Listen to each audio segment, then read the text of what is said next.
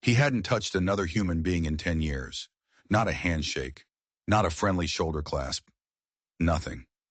For 10 solid years, Silas Ward had been a ghost, a rumor whispered by old-timers in dusty saloons. He lived in a cabin he'd built with his own two hands, tucked so deep in the canyons of the mesa that the sun only bothered to visit for a couple of hours each day. He had built a fortress of solitude, a wall of silence between himself and the world that had betrayed him. And he thought he was safe. He was dead wrong. It started with a sound he hadn't heard in a decade, a sound that didn't belong. Knock, knock, knock. 3 solid thumps on his door. Not the rattle of a loose branch in the wind, not the scramble of a curious coyote. This was deliberate, human. It was the sound of the outside world, the world he had divorced, showing up on his doorstep uninvited. Silas froze, his coffee cup, filled with the bitter black liquid that was his only companion, stopped halfway to his lips. Steam curled up from it like a phantom, obscuring the door for a second. His heart, a rusty old engine that hadn't been tested in years, gave a painful lurch. Nobody came here. Nobody was supposed to know this place existed. He'd made sure of that. He'd buried his tracks, buried his name, buried the man he used to be. His hand trembled, just a little, as he set the cup down on the rough-hewn table. The clink of ceramic on wood was an explosion in the morning silence. Through the grimy window pane he saw a silhouette. A woman. She was standing there against the rising sun, perfectly still. But even from a distance, her stillness screamed with urgency. It was the coiled quiet of a cornered animal. Silas rose from his chair, his joints groaning in protest. The floorboards whined under the weight of his boots, each step a betrayal of the vow he'd made to himself. Never again. Never again would he let anyone get close. Close was where the pain got in. He reached the door but didn't open it. He just stood there, his hand hovering over the iron latch he'd forged himself. He could feel the cold of it, even without touching it. It was the cold of his life. Then a voice cut through the wood. It was soft, but it carried the strength of someone who had walked through hell and hadn't flinched. "I know you're in there, Silas Ward." The name hit him like a physical blow, a name he hadn't heard spoken aloud since the day he'd watched them lower his wife into the ground. "I've been walking for 2 days to find you." 2 days. The nearest settlement was a hard ride away, let alone a walk. She'd crossed territory that chewed up and spat out seasoned trackers. Alone. What in God's name could drive someone to do that? "Please," she said, and her voice cracked just a little, a tiny fissure in her armor. That crack was a chisel, tapping at the wall he'd spent 10 years building. "I need your help, and I think you might need mine." Those last words hung in the air, a strange and impossible promise. He closed his eyes, and for a fleeting moment, he saw another face. A smiling face. A face that had also asked for his help. A face he had failed. His hand, moving on its own, closed around the latch. The metal was frigid. The world was waiting on the other side. With a groan of protesting wood, the door swung open, and Silas Ward's war with his own past began all over again. The woman standing on his doorstep was a contradiction. She looked young, maybe 25, but her eyes were ancient. They were dark pools of knowledge and pain, the kind of eyes that had seen too much, too soon. Her black hair was pulled back in a severe bun, as if vanity was a luxury she couldn't afford. A faded yellow bruise, the ghost of a much darker injury, stained her left cheekbone. It was that bruise that made Silas's jaw tighten. It was a signature, the kind of mark left by a man who enjoyed his work. "Silas Ward," she said. It wasn't a question. "You're just like they said." His voice was a rusty gate hinge when he finally used it. "Who's they?" "People talk," she answered, shifting a small leather satchel on her shoulder. Her hands, he noticed, were rock steady. "In the back rooms of saloons, around campfires, they say a man disappeared up into these canyons. A man who used to be different." He wanted to slam the door. He wanted to scream at her to leave him to his ghosts. But he didn't. He couldn't. There was something in her gaze that held him captive. She wasn't afraid of him. She looked at him like she already knew every dark corner of his soul. "They also say," She took a small, deliberate step forward, crossing the threshold of his fortress. That you're the only one in 3 counties who understands what it feels like to lose your whole world in the blink of an eye. His hands curled into fists at his sides. The old anger, the sleeping dragon in his chest, stirred. You don't know a damn thing about me. Don't I? She reached into her satchel. For a second, he thought she was going for a gun. But she pulled out a photograph, the edges worn soft from handling. It showed a man and a woman beaming on their wedding day. Her wedding day. This was taken 6 months ago, she said, her voice flat, devoid of self-pity. My name is Clarabelle. The man in the picture was my husband, Thomas. 3 hours after this was taken, he was dead. The photograph trembled, a tiny betrayal of the iron control she held over herself. Silas found himself looking at her, not the picture. He saw the hollow space behind her eyes, a void he knew all too well. I'm sorry for your loss, he managed to say, the words feeling like stones in his mouth. But I can't help you. I don't help people anymore. You haven't heard what I need. Doesn't matter, he growled, turning away. The answer's no. He expected her to leave, to give up, but she didn't. Her voice followed him into the shadows of his cabin. The men who killed Thomas, she said, her tone hardening, they're coming for me. They think I have something that belongs to them. Silas stopped. He turned back slowly. Do you? He asked. Yes, she said without hesitation. I do. But it wasn't her answer that made the hairs on his arm stand up. It was another sound, faint at first, then growing louder, echoing off the canyon walls. A sound he knew better than his own heartbeat. The thundering rhythm of fast-approaching horses. They weren't just coming for her. They were already here. The hoofbeats were a drum roll for a hanging. Silas, moving on pure instinct, grabbed Clarabelle by the arm and yanked her inside, slamming the heavy wooden door shut. He threw the bar, a thick piece of solid oak that hadn't been used in years. It settled into its iron brackets with a deafening thud. How many? He rasped, his mind already a whirlwind of calculations. Angles, cover, exits. 3, she answered, her voice miraculously steady, though her knuckles were white where she gripped her satchel. But they might have picked up more. He scrambled to the window, peering through a slit in the burlap curtain. 3 riders burst into the clearing in front of his cabin. Their horses were lathered, ridden hard. The man in the lead was big, with a mean, sun-scorched face, and on his chest, winking in the morning light, was the glint of a deputy's star. The law. Of course it was the law. The bitter irony tasted like ash in his mouth. The other 2 were hired muscle. You could tell by the way they sat their horses, loose and ready, their eyes scanning everything, missing nothing. They were predators who had their prey cornered. What's in the bag? Silas demanded, not taking his eyes off them. What's worth this much trouble? A ledger, she said. My husband was an accountant. He kept a private book. It details 10 years of bribes, laundered money, and fixed trials. Enough to hang the man who runs this whole territory. Then why didn't you go to the U.S. Marshals? The government? Clarabelle let out a short, harsh laugh that held no humor. Who do you think hired them? The deputy out front dismounted, his boots hitting the dirt with an arrogant crunch. He swaggered towards the cabin, his hand resting casually on the butt of his pistol. Silas Ward! The deputy yelled, his voice laced with false friendliness. We know you're in there. I'm Deputy Wade. Just want a word. Send the woman out and we'll be on our way. No need for trouble. Wade. The name hit Silas like a freight train. He knew that name. He knew that voice. A ghost from a past he'd tried to incinerate. Wade had been his rookie, his partner, the kid he'd trained, the kid he'd trusted with his life, years ago, before everything went to hell. You know him? Clarabelle whispered, seeing the look on his face. I used to, Silas gritted out. The betrayal was a fresh wound, ripped open after a decade. He glanced around his small Spartan cabin. 1 door, 2 windows, a stone fireplace. It was a perfect trap. His sanctuary had just become his tomb. There's a root cellar, he said, his mind racing. A tunnel in the back. Leads to a dry wash. You can follow it north.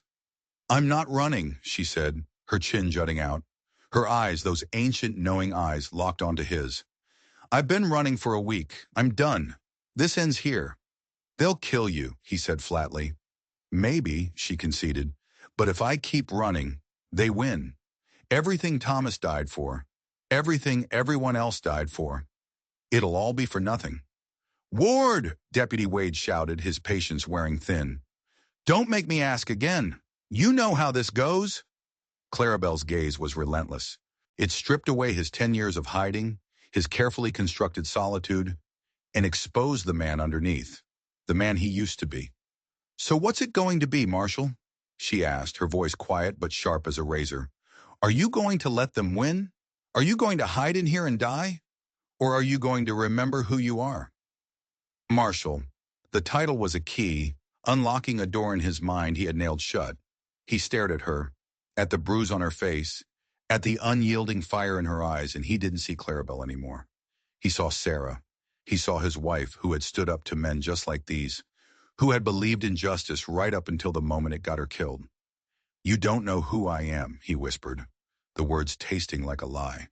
But even as he said it, he was moving. He strode to the far corner of the cabin, to a section of the floor where the boards were just slightly uneven. His heart hammered against his ribs, a frantic prisoner beating against its cage. I know enough, Clarabelle said, following him. I know you were one of the best, and I know they took something from you. They took your fire. I'm here to give it back. He dropped to his knees, his hands rough and calloused from a decade of chopping wood and tending his small garden, found the edges of the loose floorboard. He pried it up, and there, nestled in the dark, cool earth beneath his home, wrapped in oilcloth, was his ghost, his past, his gun. The smell of gun oil and old leather filled the small cabin. It was the scent of his former life, a life of duty, danger, and purpose. Silas lifted the gun belt from its hiding place. The leather was stiff, but the Colt Peacemaker in the holster was pristine. He'd cleaned and oiled it every month for 10 years. A ritual, a penance. He strapped the belt around his waist. It settled onto his hips with a familiar weight, a comforting heft that felt more like home than the cabin itself. Muscle memory took over as his fingers worked the buckle, a simple act he had performed thousands of times. It was like putting on his own skin again. Next, he pulled out his badge, a U.S. Marshal's star. It was tarnished and dull, but the eagle engraved on its surface was still proud, still defiant. He held it in his palm, the points pressing into his flesh. For 10 years, this piece of metal had been a symbol of his failure, a reminder of the woman he couldn't protect. Her name was Sarah, he said, the words feeling like shards of glass in his throat. He hadn't spoken her name to another living soul since she was gone. What happened? Clarabelle asked softly, kneeling beside him. She was like you, Silas said, his gaze distant, lost in a storm of memory. She believed the law was righteous. She was an investigative reporter for a big city paper. She uncovered a conspiracy, a land grab scheme run by powerful men who wore badges and judges' robes. He could see it all so clearly. Sarah, her face glowing with passion, showing him the evidence she'd collected. Names, dates, bank transfers. I told her to be careful, he continued, his voice thick with unshed grief. I told her these were dangerous men. She told me not to worry. She said, the law will protect the innocent, Silas. That's what you're for. He paused, the silence in the cabin screaming louder than any gunshot. I was out of town tracking a fugitive. They came for her when she was alone. They made it look like a robbery. He finally looked at Clarabelle, and she saw the raw, unending agony in his eyes. I wasn't there. Ward, 30 seconds! Wade's voice boomed from outside, snapping Silas back to the present. Then we're coming in! Silas took a deep breath. He pinned the tarnished star to his worn shirt, right over his heart. It felt impossibly heavy. Clarabelle reached into her satchel again, but this time she didn't pull out the ledger. She pulled out a thick manila envelope. This is just a part of it, she said, her eyes glinting with a strange light. Copies of the most damning pages. My husband, Thomas, he was smarter than they gave him credit for. He knew something like this might happen. Silas checked the cylinder of his Colt. 6 bullets, 3 men outside. The odds weren't great, but for the first time in a decade, They weren't zero. The man Thomas was investigating, Clarabelle said, her voice dropping. The man at the top of it all. Judge Morrison. The name landed, and the world tilted on its axis. Morrison, Silas repeated, the name turning to poison on his tongue. He was the judge who presided over Sarah's case. He ruled it a random burglary. He closed the investigation in less than a week. It wasn't a coincidence. It was a pattern, a web of corruption so vast it had ensnared both their lives, 10 years apart. Everything, all the pain, all the loss, led back to one man. Suddenly, the fight wasn't just about protecting Clarabelle. It wasn't just about honor. It was about revenge. The sound of boots on the porch, the creak of wood as the men positioned themselves. They were done waiting. The cabin door didn't just open. It exploded inward, ripped from its hinges by a powerful kick. Deputy Wade stepped through the splintered frame, his pistol drawn. The two hired guns fanned out behind him, weapons raised, their faces set in grim masks. Then they saw him. They saw Silas Ward, not as a hermit, but as the man he once was. They saw the Colt in his hand, steady as a rock, and they saw the tarnished silver star shining on his chest. Wade's eyes widened in genuine shock. A flicker of something, fear, respect, crossed his face. Well, I'll be damned, the deputy breathed. Silas Ward, the ghost of the canyons. I thought you were dead. Silas raised his pistol, the barrel lining up perfectly with the star on Wade's chest. Not yet, Silas said, his voice cold as a winter grave. But the day is young. The air in the cabin was thick enough to chew. It was a standoff.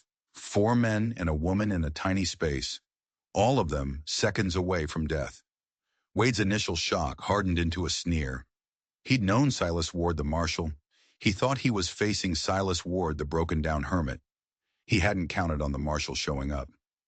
Putting the old badge back on, Silas? Wade mocked. A little late for that, isn't it? 10 years too late. It's never too late to take out the trash, Wade, Silas replied, his voice dangerously low. Wade's eyes flicked to Clarabelle. Just give us the woman and the ledger. You can go back to your hole and forget this ever happened. Morrison is willing to be generous. Morrison, Silas savored the name. He sends his old partner to do his dirty work. How's that boot leather taste, Wade? A flash of anger crossed Wade's face. He wasn't just a hired gun. This was personal. That boot leather paid for a life you threw away. While you were up here rotting, I was building something. I have power now, Silas. Respect. You have a leash, Silas corrected him, and the man holding it is a murderer. Strong word, Wade chuckled, but it was a nervous sound. You have no proof. Don't I? Clarabelle stepped forward, holding up the manila envelope. This is just the appetizer, deputy. The full meal is tucked away somewhere safe, somewhere your boss can never touch it. This is just enough to make sure he hangs. One of the hired guns, a twitchy man with weasel-like eyes, shifted his weight. He was getting spooked. The other, a mountain of a man with a dead-eyed stare, didn't move a muscle. He was the real threat. You're bluffing, Wade said, his focus entirely on Clarabelle now, and that was his mistake. He took his eyes off Silas for a fraction of a second, but Clarabelle wasn't done. She reached into her dress pocket and pulled out a single match. With a flick of her thumbnail, the match head scraped against the rough wood of the table and flared to life. She held a tiny dancing flame just inches from the corner of the envelope. One more step, she said, her voice a calm, deadly whisper. And all of Judge Morrison's secrets go up in smoke, and you 3 get to explain to him how you failed. The deputy froze. Sweat beaded on his brow. He was caught. His orders were to retrieve the evidence, not destroy it. The 2 hired guns looked at him, waiting for a command that didn't come. The delicate balance of power had shifted. You're crazy, Wade hissed. You'd burn it? I already lost my husband, Clarabelle said, her eyes burning brighter than the match flame. I have nothing left to lose. What about you, deputy? You have a wife, right? 2 little girls? Wade's face went pale. How do you know that? Thomas was a very thorough accountant, she said with a chilling smile. He didn't just track the money, he tracked the men who moved it. He knew everything about you. where you live, the names of your children. Judge Morrison is a man who cleans up loose ends. When this is over, win or lose, do you really think he'll let you walk away, knowing what you know? Knowing that I know about your family? The seed of doubt was planted. Silas saw it take root in Wade's eyes. The deputy wasn't just a corrupt lawman anymore. He was a man with a family, a man with something to lose. He was starting to see the bars of his own cage. The twitchy hired gun couldn't take the pressure. His nerve broke. His finger tightened on the trigger. It was the spark that ignited the powder keg. The first shot was deafening in the small space. It wasn't aimed. It was a spasm of pure panic. The bullet ripped through the wall, missing everyone, but it shattered the tense silence, and all hell broke loose. Time seemed to stretch and warp. In that instant, Silas wasn't a 10-year hermit. He was the marshal again. His mind became a place of cold, clear calculation. The twitchy gunman who fired first was off balance, his weapon recoiling. Silas's Colt was already moving, tracking, acquiring its target. The hammer fell. The gun bucked in his hand, a familiar and terrible comfort. The shot was perfect. The twitchy gunman jerked backward as if hit by an invisible fist, a dark hole appearing on his chest. He stumbled out through the shattered doorway and collapsed on the porch. One down. The second hired gun, the Mountain, was a pro. He didn't flinch. He used the chaos, swinging his rifle towards the biggest threat, Clarabelle.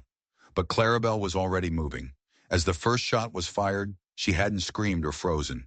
She dropped the lit match onto the envelope, which instantly caught fire. Then she dove behind the heavy oak table, turning it into a makeshift barricade. The evidence, or what they thought was the evidence, was now a blazing pile on the floor. Wade, seeing his prize turning to ash, forgot everything. He lunged for the burning papers, his training in self-preservation replaced by pure desperation. It was a fatal error. It left him wide open. Silas fired his second shot. He didn't aim to kill. He aimed to neutralize. The bullet tore through the fleshy part of Wade's shoulder. The deputy screamed, a raw sound of pain and fury, and spun away from the fire, clutching his ruined arm. Two down. Now it was just the Mountain, the pro. He had his rifle leveled at the table where Clarabelle was hiding.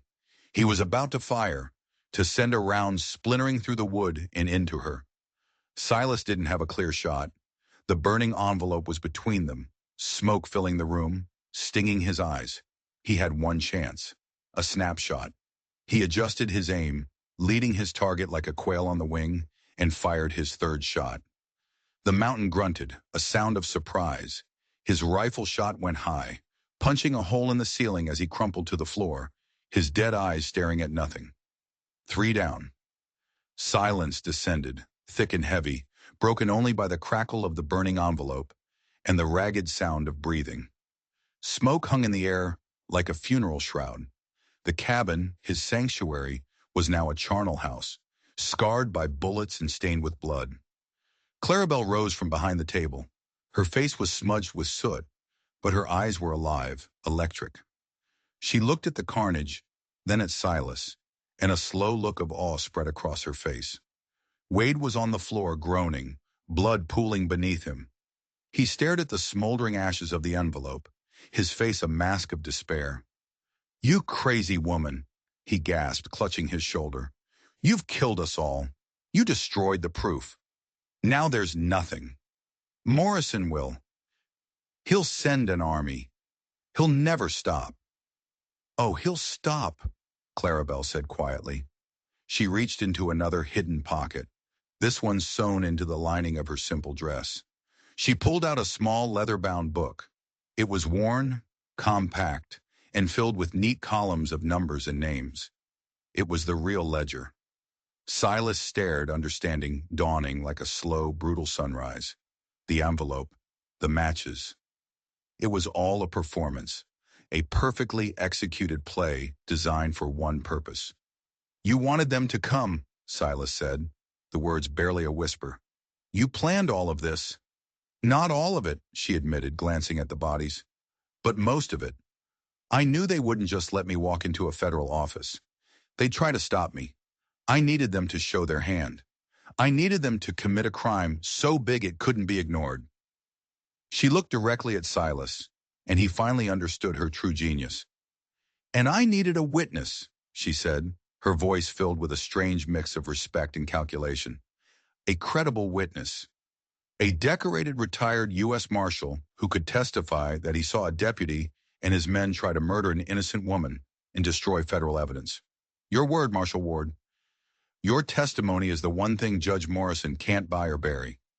Wade's face went slack with horror as he realized the depth of the trap he had walked into.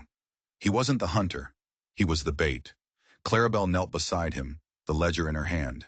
Her voice was no longer that of a victim. It was the voice of a judge.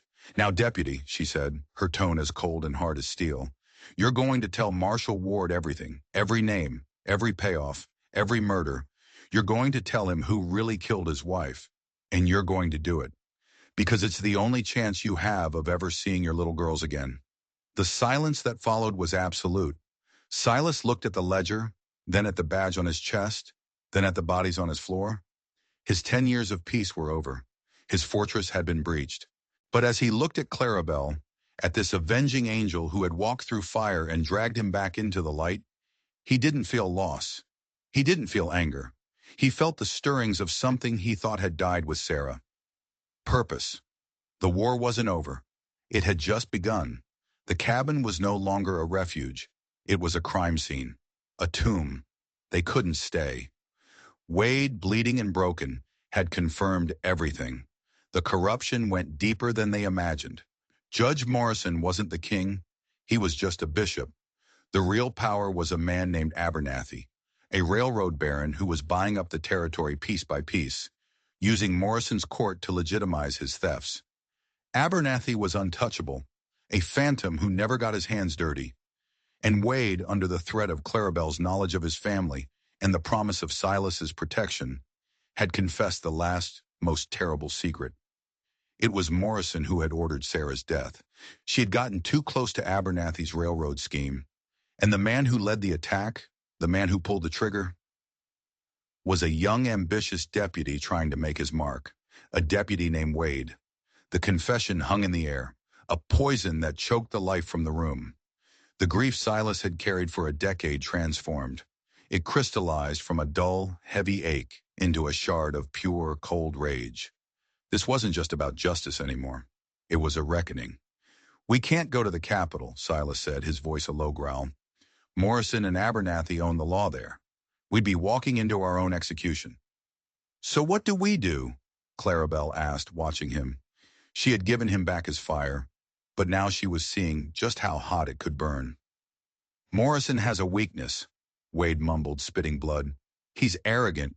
He likes to keep his trophies. He has a safe in his chambers, behind a painting of his father. That's where he keeps his real ledger, the one that connects everything to Abernathy." Silas looked at Clarabelle. Their eyes met. The same insane, impossible idea sparked between them. They weren't going to run. They weren't going to hide. They were going on the offensive. "Getting into the territorial courthouse is suicide," Silas stated. "Not if you have a key," Clarabelle countered.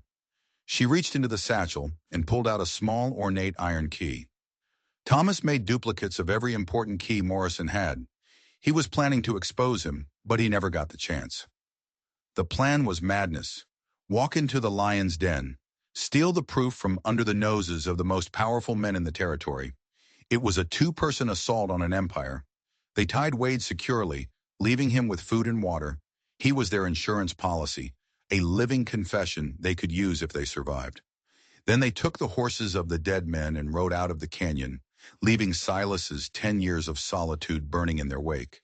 The journey was a blur of dust and paranoia. Every rider on the horizon was a threat. Every distant shout was an alarm.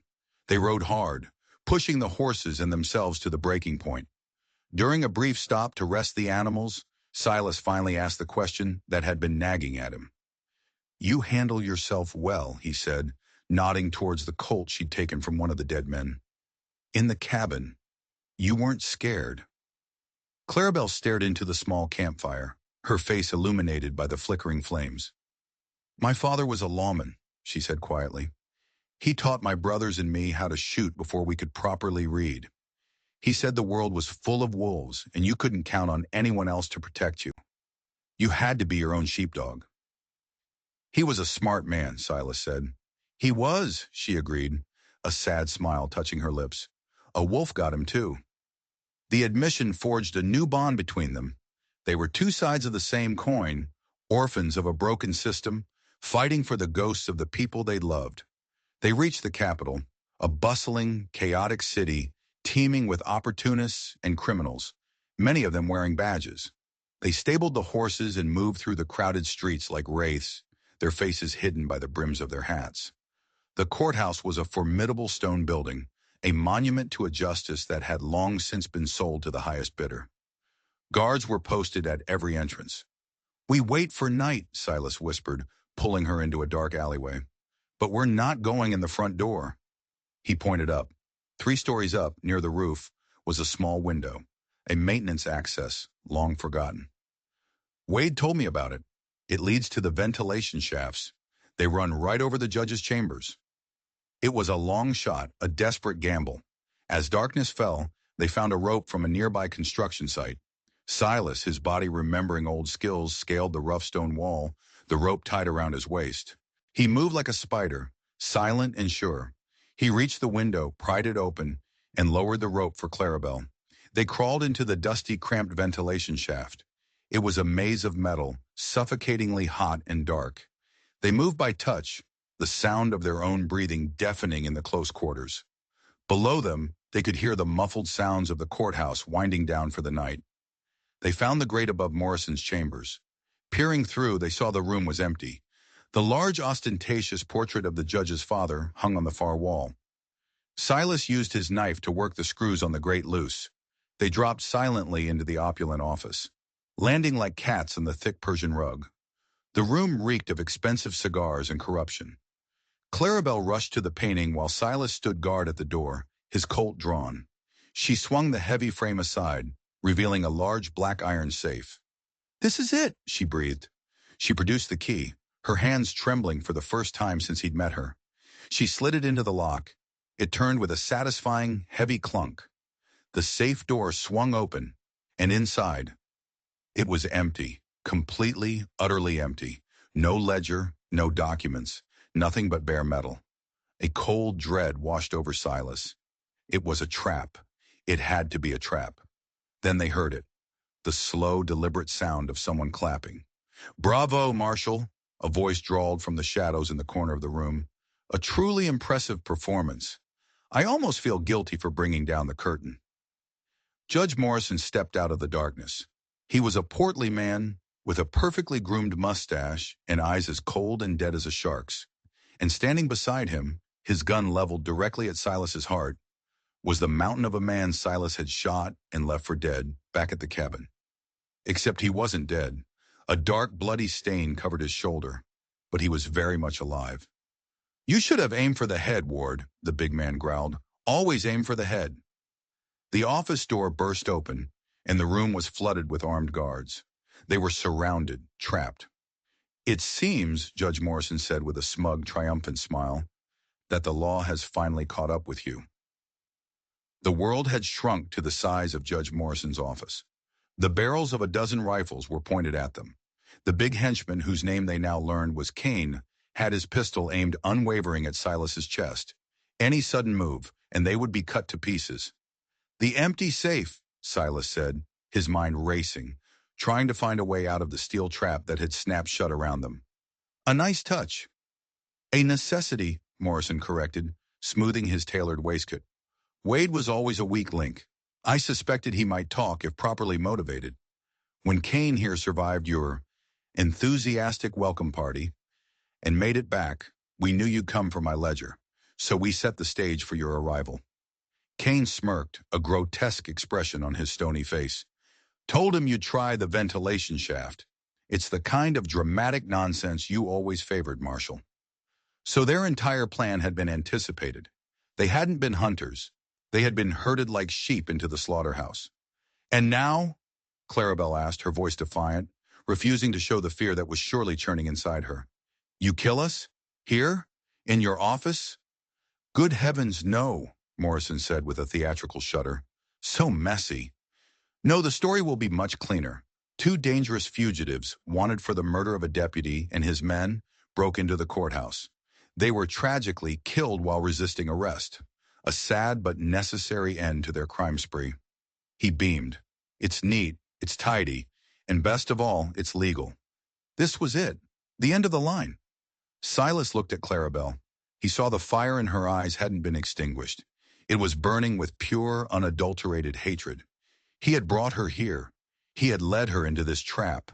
He had failed again. The ghost of Sarah whispered in his ear, "Not again, Silas. Not again."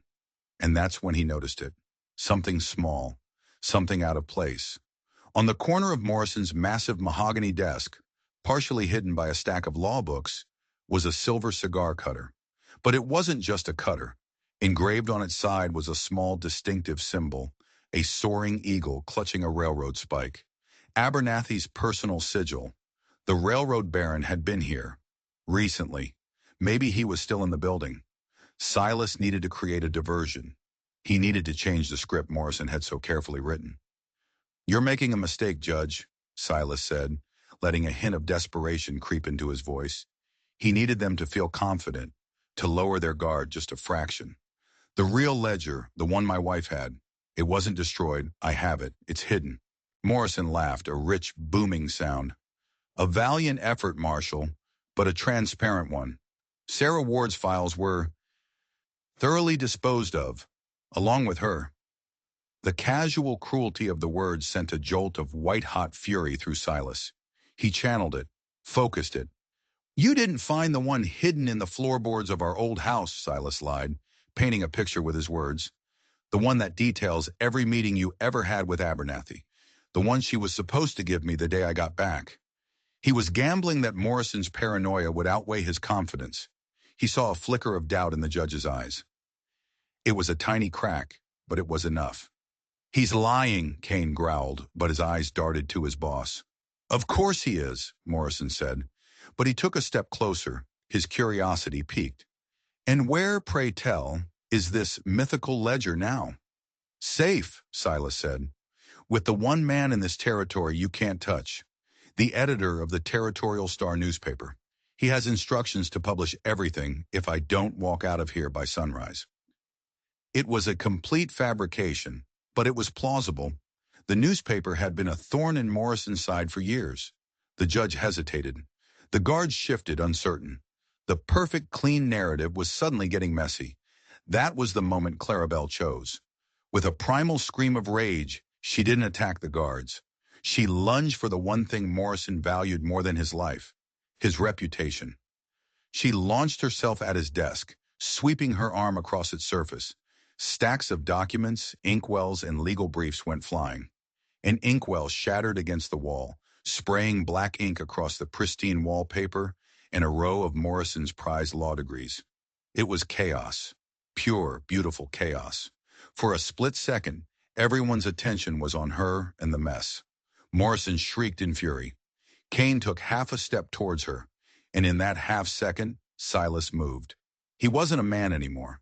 He was a force of nature. He threw himself sideways, not away from the guns, but towards them. He slammed his shoulder into the two nearest guards, sending them tumbling like bowling pins. A rifle went off, the shot going wild, shattering a window. Silas's hand, which had been hovering near his belt, closed around the hilt of the large Bowie knife he'd carried for 10 years. He hadn't just brought his gun back from the dead, he brought all his tools. He drew the knife in a fluid arc, slicing the gun belt of a third guard. The man's pistol and holster clattered uselessly to the floor. Kane was already recovering, swinging his pistol back toward Silas. He was fast, but Silas was faster. Silas grabbed the heavy, ornate chair from behind the judge's desk and hurled it with all his strength. The chair caught Kane square in the chest, knocking the wind out of him and sending him stumbling backward. His shot went wide, burying itself in the ceiling. Clarabelle, meanwhile, had scooped up the heavy silver cigar cutter from the desk. As a guard grabbed for her, she drove the pointed end of it hard into the back of his hand. He howled in pain, releasing her. They were free, for now, but they were still in a room full of armed men. "The window!" Silas yelled, grabbing Clarabelle's arm. They scrambled towards the window that had been shattered by the errant gunshot. It overlooked a narrow alleyway, 3 stories down. It was a suicidal jump, but it was the only way out. "I have a better idea," Clarabelle gasped, pointing, not at the window, but at the massive, heavy velvet curtains that covered it. Silas understood instantly. He shoved her towards them. "Go!" As she grabbed a fistful of the thick fabric, Silas turned to face the room. He drew his Colt, no longer a tool of justice, but an instrument of survival. He fired twice, not at the men, but at the massive crystal chandelier hanging in the center of the room. The first shot shattered the chain. The second severed it completely. With a groan of tortured metal, the multi-hundred-pound fixture of glass and brass crashed down into the center of the room, right where the guards were converging. It exploded on impact, sending a deadly spray of crystal shards and metal in every direction.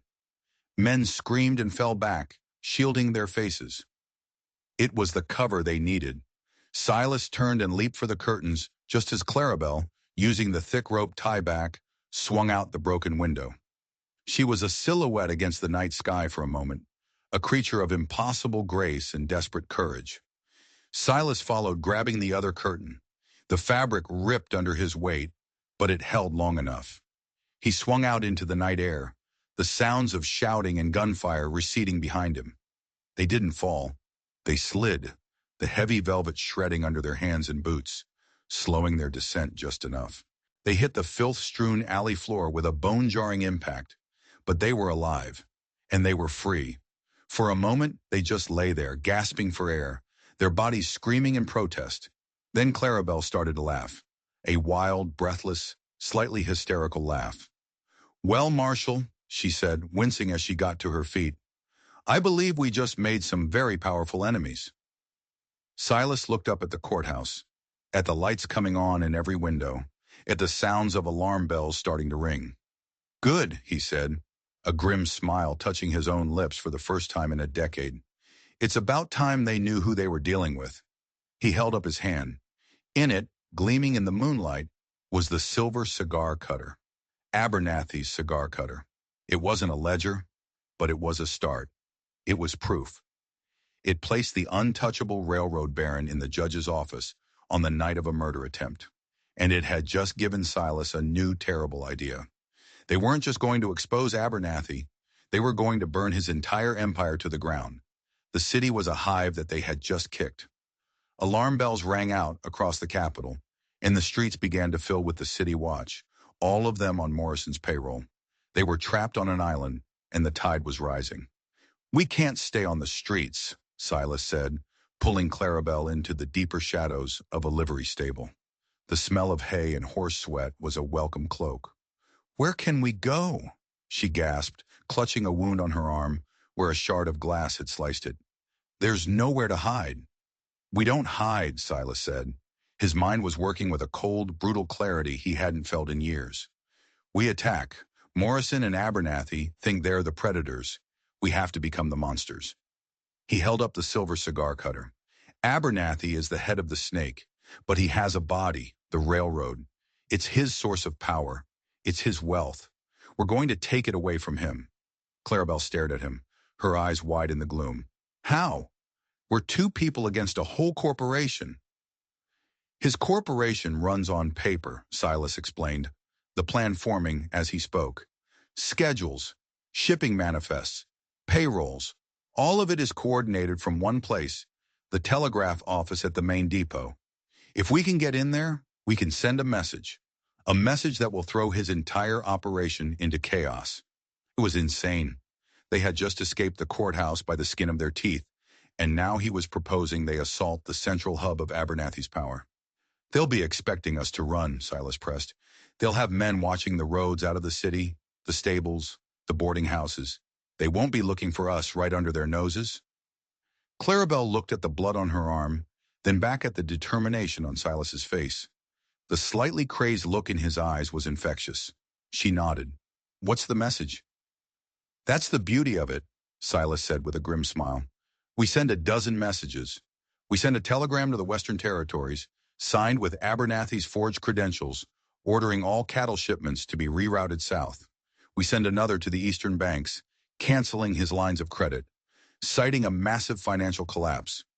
We send another to his foreman up north, telling them a payroll shipment has been stolen and to release their men for a week. He was proposing to use Abernathy's own nervous system, the telegraph, to inject a fatal poison into his empire. It would create a storm of confusion, financial panic, and logistical nightmares that would take him months, if not years, to unravel. By the time the dust settled, his enemies would smell blood in the water, and his empire would crumble. They made their way through a labyrinth of back alleys and rooftops, moving towards the distant glow of the rail yard. The depot was a fortress of brick and steel, bustling even at this late hour. Guards patrolled the perimeter. There, Silas pointed. A coal train was being loaded, ready for a midnight run. A chute ran from a large coal tower directly down into the train's tender. That's our way in. They climbed the rickety wooden structure of the tower, every creak and groan a potential death sentence. They reached the top and looked down into the open tender of the locomotive. It was a long drop into a pile of black coal. "Ready?" Silas whispered. "No," she whispered back. "Let's go."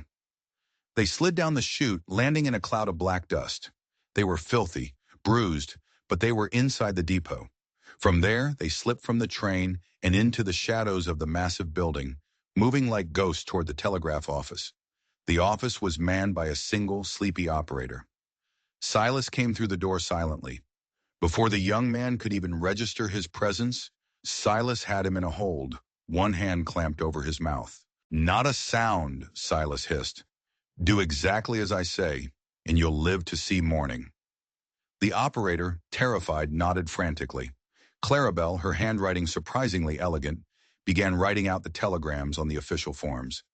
Silas stood over the operator, dictating the messages of financial and logistical doom.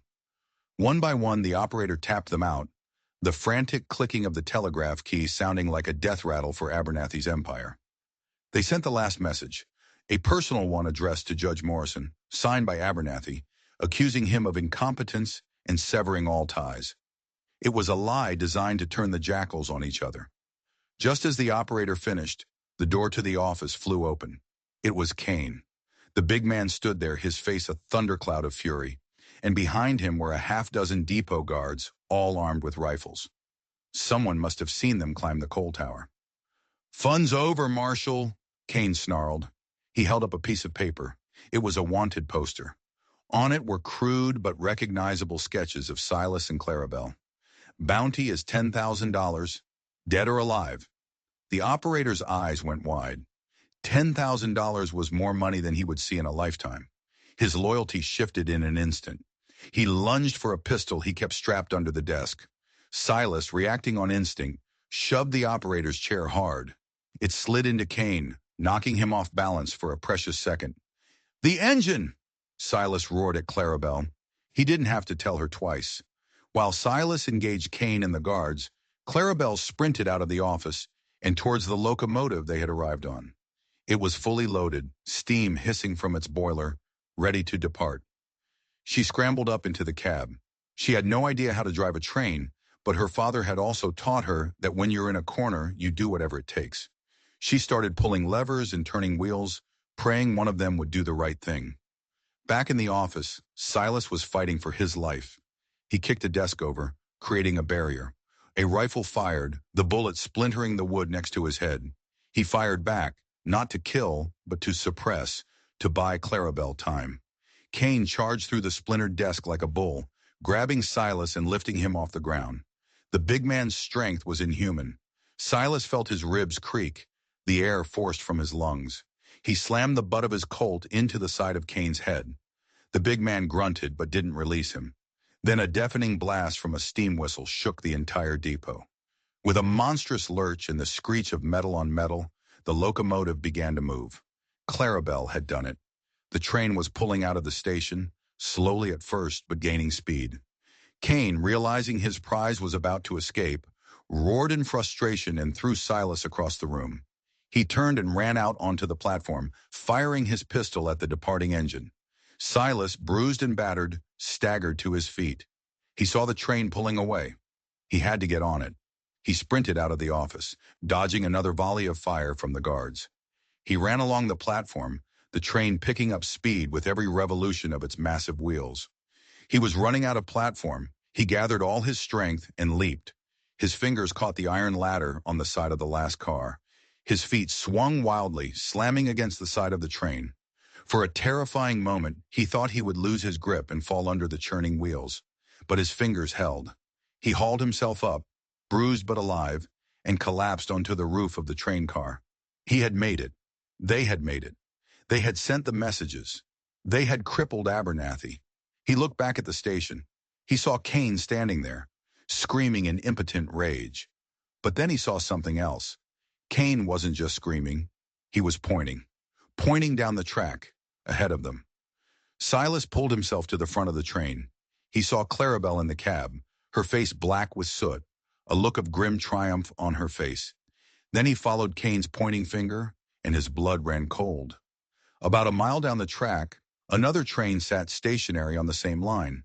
A passenger train. They were on a collision course. The depot must have switched the tracks to trap them. They had escaped the station only to be sent racing towards a fiery death. And they were about to take 100 innocent people with them.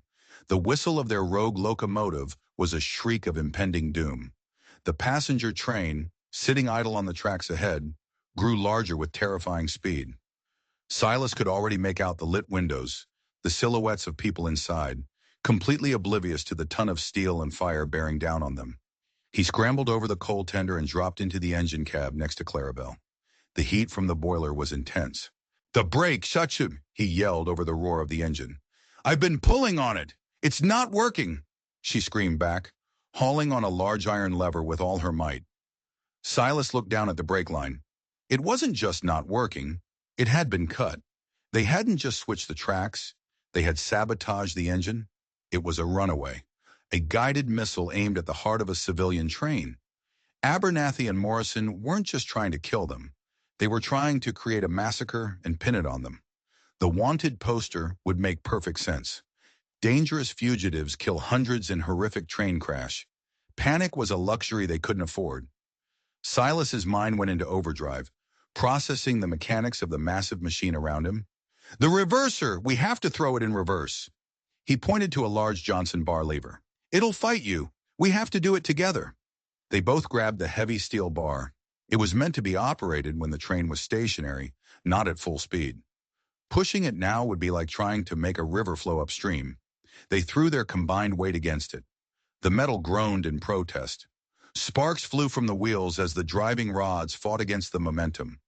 Slowly, agonizingly, the lever began to move. The entire locomotive shuddered violently, threatening to tear itself apart. But it was working.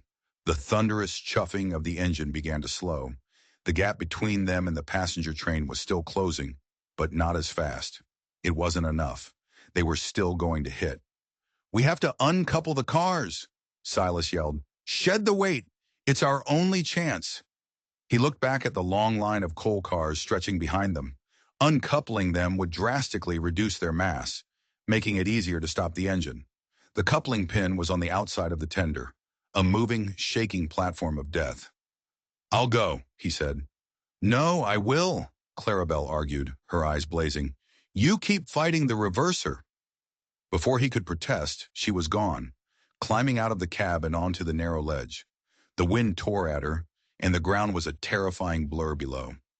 She clung to the iron railings, making her way to the back of the coal tender, where it connected to the first car. Silas, his muscles screaming, held the Johnson bar in its reverse position. He could feel the engine fighting to destroy itself. He watched Clarabelle, a small, determined figure against the rushing landscape, as she fumbled with the heavy iron pin of the coupler. It was stuck fast with rust and pressure. She pulled a pistol from her belt and, bracing herself, used the butt of the gun as a hammer, smashing it against the top of the pin. Once, twice. On the third strike, the pin popped free. With a deafening bang, the train cars broke away. They continued rolling forward from their own momentum, but the engine, now free of its immense weight, slowed dramatically. Silas hauled the Johnson bar the rest of the way. The wheels locked, screeching in a hellish symphony of protesting metal. The locomotive bucked and slid sideways, throwing a shower of sparks into the night. It slid the final 100 yards, coming to a dead stop, with its front buffer mere inches from the back of the last passenger car. Silence. They had done it. They had stopped. Clarabelle climbed back into the cab, her body trembling with adrenaline. They looked at each other, their faces black with soot, their chests heaving. But their relief was short-lived. They heard the sound of another engine approaching from behind. A single engine, moving fast. It was Kane, coming to finish the job and eliminate any surviving witnesses. They were sitting ducks. The locomotive was damaged, and they were out of track.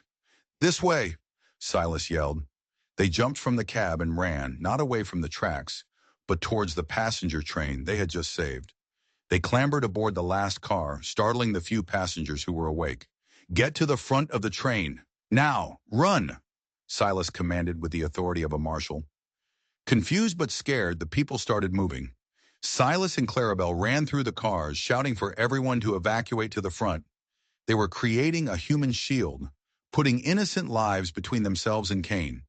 They reached the front of the passenger train just as Kane's engine slammed into the back of theirs. The crash was catastrophic.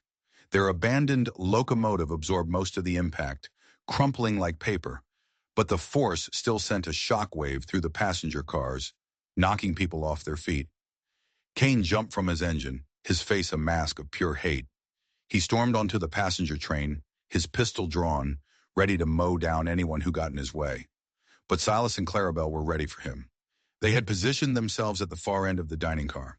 As Kane burst through the door, Silas kicked a heavy dining table into his path. Kane stumbled, giving Clarabelle the opening she needed. She swung a heavy silver water pitcher like a club, catching him square in the jaw. Kane staggered back, but he was a beast. He shook his head, spitting a tooth onto the floor, and lunged for her. Silas met his charge. The two men crashed into each other, a tangle of raw, desperate violence.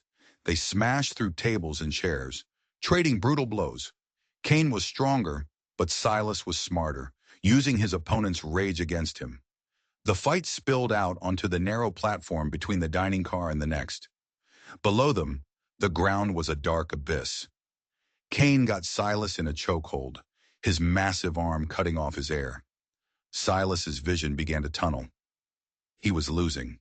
He fumbled at his belt, his fingers closing around the one thing that could save him, the Bowie knife.